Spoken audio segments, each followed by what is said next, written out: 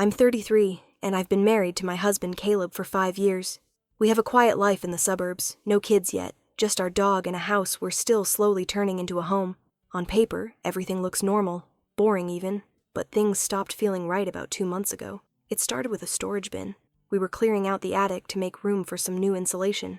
Caleb was supposed to be working in the garage, but after a while, he came back inside acting weird, nervous, like he was trying to hide something. He said the insulation guys would be here early, and that we should just move everything downstairs so they could work faster. That didn't seem suspicious at the time. It was only when I went back up there alone, after he left to run an errand, that I found it. A dusty gray bin buried behind some holiday decorations. It wasn't labeled, just sealed shut with duct tape. Of course I opened it. Inside was a stack of old documents, photos, and letters. Most of it looked like Caleb's childhood stuff. School drawings, birthday cards, nothing crazy. But tucked in the very bottom, inside a manila folder, was something I never expected to find, a photo of my dad. I froze. He disappeared when I was 13, walked out the front door one evening and never came back. My mom filed a missing persons report.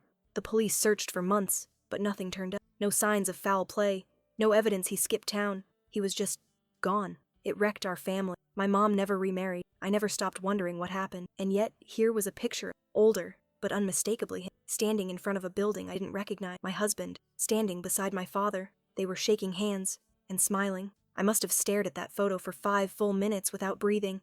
I kept flipping it over, hoping there'd be a date or a note. Anything might explain how it existed. The back was blank, but it was recent. I could tell by Caleb's haircut. It was the same style he's had since just before our wedding. And my dad, he looked older, grayer, thinner, but it was him. The same jawline, the same smile, just aged 20 years. I felt sick. I didn't know whether to scream, cry, or burn the photo. I ended up stuffing it back into the folder like it might disappear if I just put it away. The rest of the bin suddenly felt radioactive. I dug through it with shaking hands, looking for more clues. There were 3 more photos with my dad in them, always alone, always in random locations. One in a parking lot, one in what looked like a diner, one that looked like it was taken from a distance, like he didn't know the camera was there. He looked normal, alive. For 20 years we thought he was dead, or worse, and Caleb knew. He knew something. There was no way this was some bizarre coincidence. I wanted to confront him right then and there, but I didn't. I couldn't. I needed to be smart. If he'd kept something like this from me, if he'd lied to my face for years, I needed to know why. I closed the bin, sealed it back up, and placed it exactly where I'd found it. I made sure it looked untouched. Then I went back downstairs and waited. Caleb came home an hour later with takeout and a stupid grin like nothing had happened. He kissed me on the cheek, asked how the attic was going, and said we should eat before the food got cold. I sat across from him at the dinner table, my mind racing, watching his every move, and for the first time in 5 years, I saw a stranger, a man who had secrets. Big ones. I didn't ask anything. I didn't even let it show on my face, but I knew one thing for sure. The man I married wasn't who I thought he was, and somehow, he knew exactly what happened to my father. The next morning, I called in sick to work. I needed time to think, to breathe, to process everything without Caleb hovering around me. He left like usual at 7:45 a.m., same travel mug in hand, same quick goodbye. I watched him pull out of the driveway from our bedroom window, gripping the photo so hard in my fist that the edge left a line on my palm. I waited 20 minutes to be sure he wouldn't circle back. He's done that before when he's forgotten something. Then I pulled the bin back down from the attic. I went through everything again, slower this time, and that's when I found it. Tucked inside a birthday card from Caleb's 10th birthday was a receipt, folded and yellowing, from a diner in Nevada. The date on it? Just 6 months ago. The name on the server's line? Greg. The total? 1142ers. No big deal, right? Except my dad's name is Greg. I googled the diner. It was real. A tiny little place just outside of a town called Elkhorn Springs. Population, barely 900. My hands were shaking as I pulled up Caleb's calendar on our shared laptop. I never normally check his stuff. I needed to know. That week, he told me he was away for a work retreat in Denver. He even sent me pictures. One of him at a conference, one at a bar with coworkers. But now I looked. The photos were cropped strangely, blurry. One of them had a weird white border, like it had been screenshot. I did a reverse image search, and sure enough, 2 of the images were from a conference blog post published in 2022. Not 22. He hadn't gone to Denver. He'd lied. And the kicker? The dates matched the Nevada receipt perfectly. So now I had a new question. Why was my husband in Nevada visiting a town I'd never heard of? The same week he lied about being in Colorado and carrying around a receipt with my missing father's name on it? I sat on the floor of our hallway with that receipt in one hand and the photo in the other, and for the first time in my life, the thought crossed my mind. Maybe, just maybe, my father didn't walk out on us. Maybe someone helped him disappear. I didn't sleep that night. Caleb was snoring beside me like the world wasn't cracking open at my feet. I lay there stiff, staring at the ceiling, playing everything over and over again in my head. The photo, the receipt, the fake trip to Denver, my dad's name on a piece of paper Caleb shouldn't have had. By 5 a.m., I'd made up my mind. I wasn't going to ask him anything. I was going to follow him. Caleb's schedule was clockwork, leave at 7:45, return around 6. He claimed to work in an office 30 minutes away. I'd never once followed up on. Why would I? You don't fact-check someone you trust. But trust was gone now. All that was left was curiosity and fear. So I waited. He left right on time, gave me a goodbye kiss, and drove off like it was any other day. I grabbed my keys and followed 5 minutes behind, staying far enough back that he wouldn't notice. Except he didn't go to the office. He got on the freeway heading west, nowhere near his supposed job. I tailed him for 2 hours. 2 hours in total silence. My hands gripped the wheel so tightly I had to flex my fingers just to keep circulation. I thought he might be headed to a meeting, or maybe visiting someone for work, but no, that wasn't it. Eventually, he pulled off the highway onto a smaller road, then smaller, until we were deep in rural nowhere, with only trees, power lines, and long, empty stretches of asphalt. Then I saw it. He turned onto a gravel path. No signage, no mailbox, just a gap in the trees. I slowed down and pulled off about a quarter-mile back, heart pounding. Through the trees, I could barely make it out. A small cabin, faded red paint, tin roof, porch swing swaying in the breeze, and Caleb's car in the driveway. He got out, walked up to the porch, knocked once. The door opened, and my blood went cold, because standing there, as plain as day, was the man I'd grown up seeing on milk cartons and police flights. My father, alive, a little grayer, a little thinner, but unmistakably him. And the craziest part? He smiled when he saw Caleb. They hugged, not like strangers, like old friends, like family. I sat there in my car for almost an hour, windows cracked, engine off, heart racing, watching. Caleb and my dad disappeared inside the cabin, the door swinging shut behind them like this was something they'd done dozens of times before, like it was normal. I don't even remember deciding to get out of the car. I just did, like my body moved before my brain could stop it. My feet crunched gravel. My hands were shaking so badly I could barely hold my phone. I wasn't even sure what I was doing. Was I going to storm in? Knock? Run away? In the end, I knocked 3 times. And when the door opened, it wasn't Caleb. It was him, my father. He stared at me for a long moment. I half expected him to slam the door, or collapse, or say my name in shock. But instead, he smiled, soft, sad, familiar, like he'd been waiting for this. He said one thing before stepping aside and letting me in. You look just like her. I didn't speak. I couldn't. The inside of the cabin looked exactly like I remembered his old office when I was a kid. Books stacked everywhere, half-drunk coffee cups, a dusty old record player that looked like it hadn't been touched in a decade, and there, sitting at the kitchen table like nothing was wrong, was Caleb, looking like a man caught red-handed, but not exactly surprised. I stood in the doorway, frozen, and then my father said words I'll never forget. Your mother told me never to contact you. She made me disappear. At first, I laughed, like actually laughed out loud. Because what? That wasn't possible. She loved him. She mourned him. She raised me alone. But then my father sat down and told me everything. How their marriage wasn't what I thought it was. How there were things, dark things, that I didn't know about our family. That my mother had made a choice when I was 13, and that choice included making sure he vanished. He said Caleb knew the truth. He said that's how they met. That Caleb wasn't just my husband. He was part of the secret. And that's when my world split in two. I stood there, completely still. Like if I didn't move, the whole thing would vanish. Like I was dreaming. Caleb looked up at me, calm, quiet. Guilty. He didn't even try to deny it. He told me he met my father before he ever met me. Let that sink in. Long before I ever swiped right or bumped into him at a bookstore, or however we tell the story now. He already knew my last name. He knew what had happened, knew about the disappearance, knew the kind of damage it had done to me growing up. Because he was part of it. He told me it started years ago, when he was fresh out of college, drifting between jobs, unsure of where to go next. He ended up working a security gig in Nevada, small-time stuff. That's where he met Greg, my father, who was living under a different name, quiet, off the grid. They struck up conversations during long night shifts. Greg talked about philosophy, music, parenting, never said much about his past. But over time, bits slipped through, and eventually, my dad confessed everything. He told Caleb the truth, that he used to have a daughter, that her name was my name, that he left for her own good, that he had made mistakes, but that her mother had forced the final one by faking his disappearance and threatening him with something he wouldn't say out loud. And Caleb, being the idiot young guy he was, got curious. He looked me up, not at first, but months later. He searched my name online, found old photos, Found a blog I used to keep during college, saw me, read my words, saw the hole my dad had left in my life, and he got obsessed. Not in a stalker kind of way, at least, no, he explained it. More like he felt guilty, like he had information that could fix something broken. By then, my dad had made him swear not to say a word, not to tell me, not to reach out. So Caleb stayed. But he kept following my life, until one day, he inserted himself into it. The day we met? Not an accident. The way he already knew how to comfort me when I talked about my dad? Not kindness.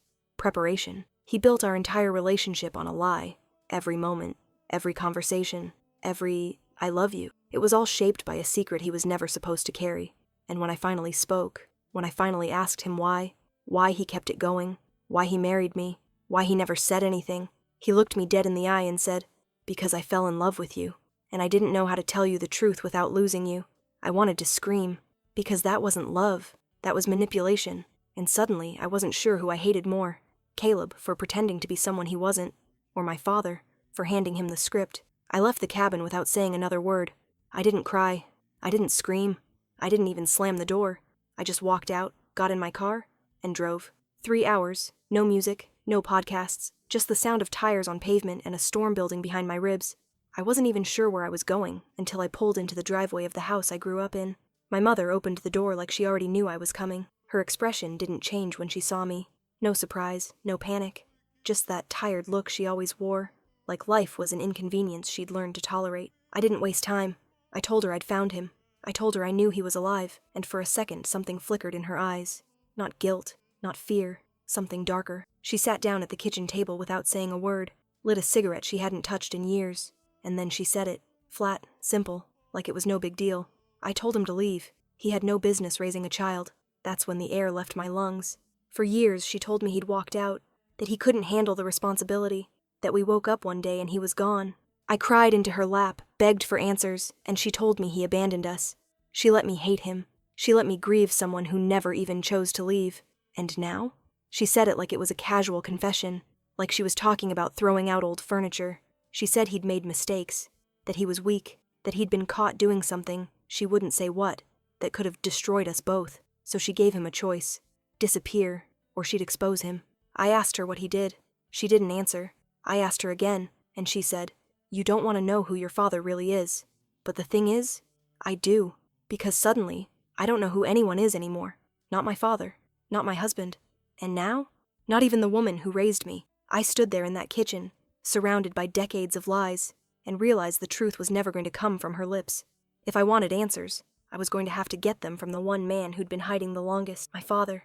I didn't sleep that night. I sat in my childhood bedroom, the walls still covered in old posters and paint I chose when I was 12, staring at the ceiling like it might answer me. My mother's words wouldn't stop playing in my head. "You don't want to know who your father really is." But I did, because even after everything, after the lies, the fake disappearance, the manipulation, I still needed to know. I left before sunrise, drove straight back to the cabin without calling, without warning. I didn't care if he was ready. I was. He answered the door in the same clothes as the day before. No surprise in his eyes.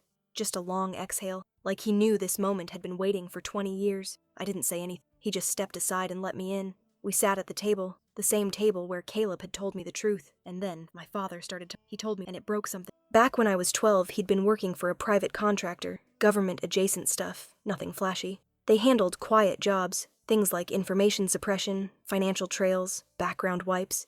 He wasn't a spy, but he was the guy who made other people disappear. He said it was all legal, mostly, until it wasn't. One day, someone paid him under the table to erase a name that wasn't supposed to be touched. A woman.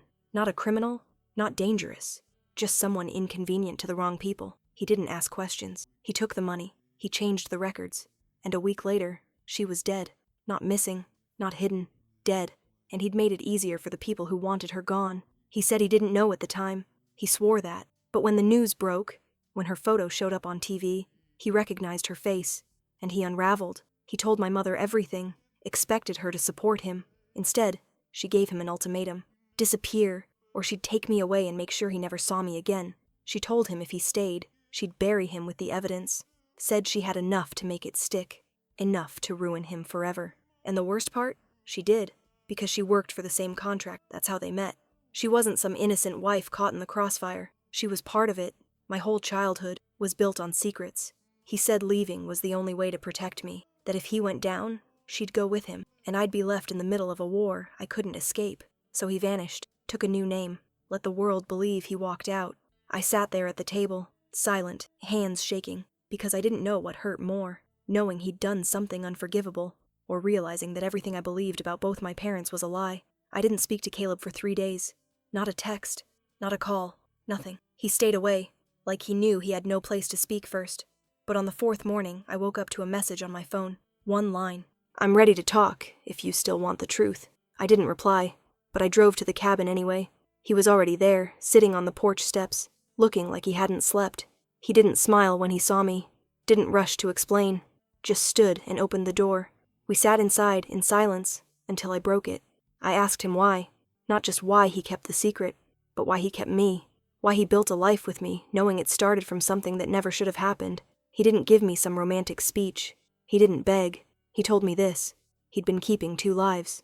The one where he loved me, genuinely, deeply, enough to think he could live with the lie, and the one where he stayed loyal to my father, believing he was helping protect something fragile. He said at first it felt noble, like he was the guardian of something too broken to explain.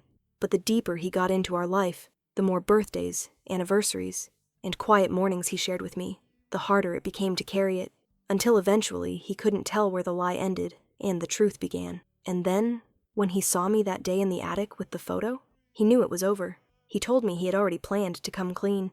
He had a letter, hidden in our safe, everything inside it.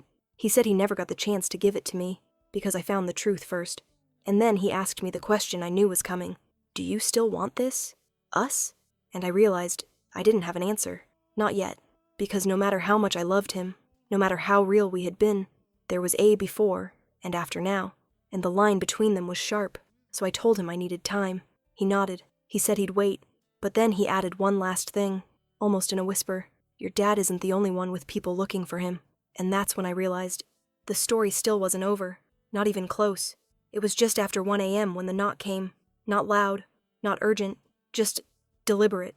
3 knocks, a pause, then another 2. I was staying at a friend's place by then, somewhere off-grid, no Wi-Fi, no social media, just a burner phone and a toothbrush in my bag. Caleb knew where I was. So did no one else, or so I thought. I didn't answer right away. I stayed frozen in the dark, heart hammering, back pressed against the wall like some kind of movie cliché. But this wasn't a movie. This was my life now. And then came the voice. "We know who you are. We just want to talk." That was somehow worse than yelling. It was calm, practiced. I stayed still, didn't move, didn't breathe. Then a second voice, from farther back, probably by the driveway. "Check the side window." I didn't wait. I grabbed my phone, climbed out the back bathroom window barefoot, and took off down the wooded trail behind the house. My friend and I had joked about how creepy it was back there. Now it felt like the only safe direction. I ran until I couldn't feel my legs, then used the burner to call Caleb. He answered on the first ring. I didn't even say hello. Just, "They found me." He didn't ask who. He didn't need to. He told me to get to the cabin. Said he'd meet me there. Said he'd take care of it. And I knew what that meant. I didn't ask questions. I just kept running. When I got there, the cabin lights were off. The air was thick. I crept around the back, expecting, I don't know, something. But instead, I found Caleb on the porch, alone. He looked like he hadn't breathed since we last spoke. I asked him who they were. He told me everything. The woman my father helped disappear? She wasn't just inconvenient.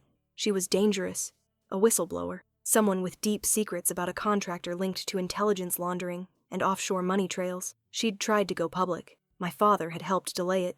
He hadn't known the full scope, but once she died, he knew. He knew enough to destroy people, which made him a loose end, and for years they didn't care. Until recently, until I started digging. My online searches. My sudden interest in Elkhorn Springs. My trip to the cabin. It pinged something. And now?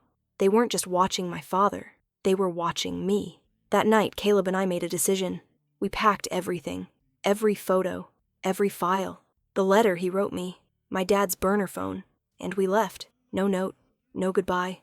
Just gone. It's been 3 weeks. I'm writing this from a place I won't name. A name I don't use. With a man I still love but may never fully trust again. My father's gone too. Not gone like before. Gone. Like really gone. He left us a note. Said he was done hiding behind other people. That this was his mess, and he'd finish it. I haven't heard from him since. I don't know if I ever will. As for my mother, I haven't spoken to her again, but I think about what she said, about not knowing who my father really was. And now I wonder if any of us ever really know who anyone is. All I know is this: truth doesn't always set you free. Sometimes it drags you deeper, sometimes it burns everything down, and sometimes it shows you who's willing to run through the fire with you.